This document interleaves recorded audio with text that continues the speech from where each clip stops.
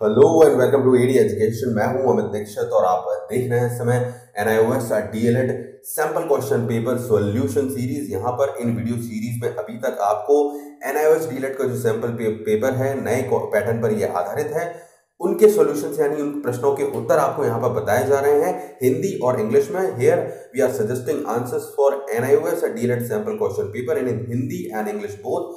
तो अब तक आपने अगर इन वीडियो सीरीज को नहीं देखा है, इससे पहले हमने जो सेक्शन कवर किए हैं, जो प्रश्न कवर किए उनको नहीं देखा है, तो आप इसी वीडियो के नीचे डिस्क्रिप्शन में दी गई लिंक को जरूर देखें। ये बहुत ही महत्वपूर्ण है प्रश्न। और आज मैं इस लेक्चर में आगे कवर करूंगा अगला सेक्शन जो कि है कोर्स 501 का सेक्शन सी का क्वेश्चन नंबर प्रश्न नंबर 23 है ये। तो इसको आज हम कवर करेंगे। Today we are going to cover course 501 question paper section C question number 23। तो इसको हम आंसर जानेंगे। सबसे पहले इसका आंसर बताने के से पहले मैं एक बात आपको बता दूं कि अभी NIOS DLED के चेयरमैन साहब ने एक स्पष्ट रूप से बात कही है कि आपके प्रश्न जो पूछे जाएंगे परीक्षाओं में वो सिंपल बिल्कुल भी नहीं होंगे। बहुत ही टफ क्वेश्चंस आपको देखने को मिलेंगे, मुश्किल कोई प्रश्न आपको मिलेंगे।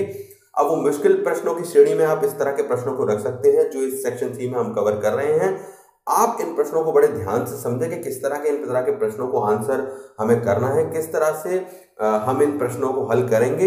तरीका समझें प्रश्नों पर ध्यान देने की जगह, तो आप एग्जाम में अच्छे मार्क्स ला पाएंगे और अच्छे से सॉल्व कर पाएंगे, वरना आपको काफी परेशानी हो सकती है। Please understand what I am suggesting in this video for these answers and try to understand the pattern to answer these questions. It will help you to answer questions in the main paper of NIOS DLED exam. So चलिए चलते हैं, इसका उत्तर मैं आपको बताता हूँ कि आप कैसे तैयार करेंगे। तो ये टॉपिक है, देखिए प्रश्न ये है कि which of the quality of the ancient guru you would like to practice as a professional teacher, give 3 reasons and explain them। यानी कि प्राचीन गुरु की कौन सी ऐसी क्वालिटी हैं, कौन से ऐसे गुण हैं जो आप अपनाना चाहेंगे, उसके बारे में अपने 3 कारण दीजिए। अब यहाँ पर देखिए ये जो टॉपिक है इसको कैसे आंसर तैयार करना है, कैसे हम ढूंढते हैं, ये मैं बताता हूँ। देखिए यहाँ पर जो प्राचीन गुरु की जो गुण हैं वो आपको बताए गए हैं 1.2.3। अब यहाँ पर देखा हुआ है, आप देख सकते हैं, ये सारे गुण दिखाई दे रहे हैं, प्रभावनीय, सकारात्मक, अभिव्यक्तिशील, ये सारे लंबे इतने सारे पॉइंट हैं। प्रीतिकर व्यवहार, रचनात्मकता, सृजनात्मकता, ढेर सारे पॉइंट आपको देख रहे होंगे। तो देखिए यहाँ पर जैसे मैं ये टॉपिक जब प्रश्न को पढ़ता हूँ तो इस टॉपिक को ढूंढने की कोशिश करता हूँ कि कहाँ ये किस जगह से टॉपिक मिल सकता है, यहाँ पर हो या इंटरनेट पर हो। तो यहाँ से ये स्टार्ट आप करें, ऐसे ही आपको समझना होगा। और ये यहाँ से शुरुआत करेंगे कि ये वो गुण हैं, आप समझ लें। इनमें से आप जो गुण अपनाना चाहते हैं, जो भी पॉइंट लिखना चाहते हैं, 1-2 ले सकते हैं एक साथ, कोई परेशानी वाली बात नहीं है। तो उसके आधार पर आप आंसर तैयार करेंगे। जैसे कि मान लीजिए मैंने लिया प्रभावनीय और सकारात्मक, रचनात्मक और सृजनात्मक, इस तरह के गुण मैं शिक्षक के तौर पर चाहता हूँ कि मुझ में हो, जो प्राचीन गुरुओं के अनुसार हैं, जो प्राचीन गुरुओं में पाए जाते थे। तो इनको आप लिखें, थोड़ा सा मुश्किल नहीं है, साधारण भाषा है कि किस तरह से आप प्रभावनीय और सकारात्मक और रचनात्मक बनेंगे, सृजनात्मक बनेंगे, तो ये किस तरह से फायदा पहुंचाएगा। तो मैंने ये 3 पॉइंट ले लिए, मान लीजिए कि प्रभावनीय, सकारात्मक, रचनात्मक और अब सृजनात्मकता का गुण जो हम लेंगे इसमें से। अब इसके लिए मैंने देखिए ये टॉपिक है आपका विद्यार्थियों को प्रेरित करने के लिए प्रबंधन। ये टॉपिक जो है वो है 5.4.1 इकाई 5 में ये टॉपिक है 5.4.1।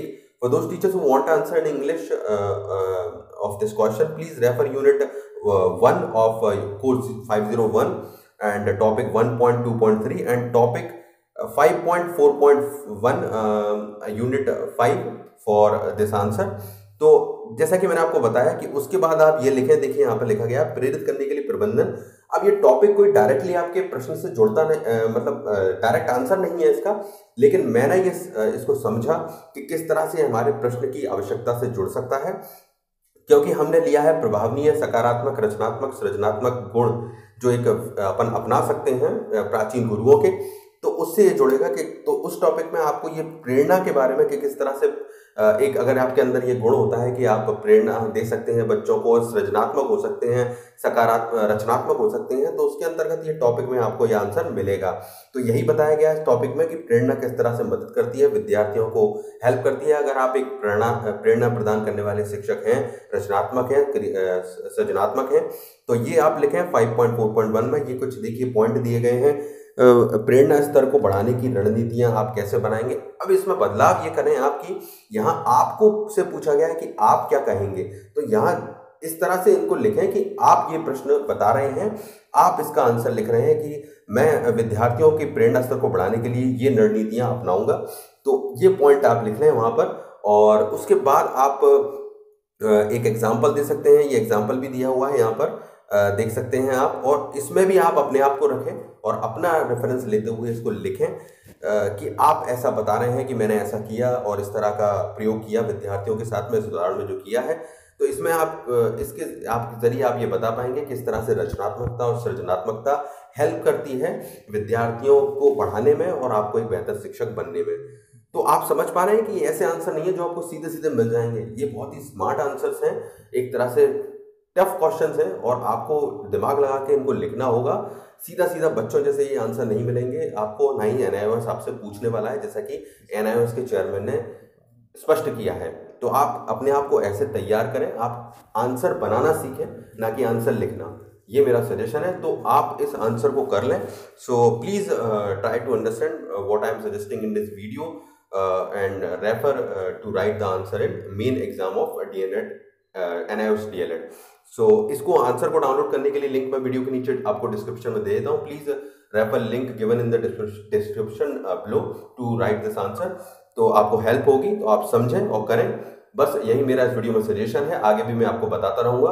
आप जुड़े रहें एडी एजुकेशन से, और सब लाइक जरूर करें वीडियोस को, शेयर ज्यादा से ज्यादा करें, सब्सक्राइब कर लें चैनल को और घंटी के आइकन को जरूर दबा लें आगे की अपडेट्स पाने के लिए।